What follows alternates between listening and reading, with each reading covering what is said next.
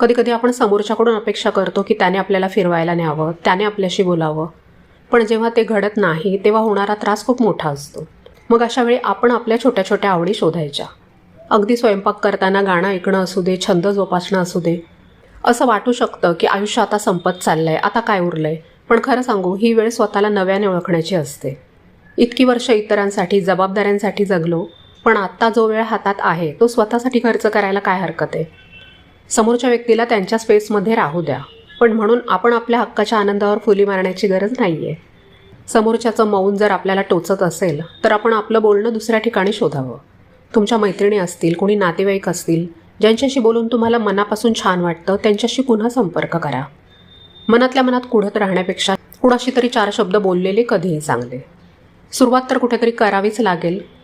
तुम्हीच स्वतःला हे सांगायला पाहिजे की माझं अस्तित्व दुसऱ्याच्या प्रतिसादावर अवलंबून नाही आहे.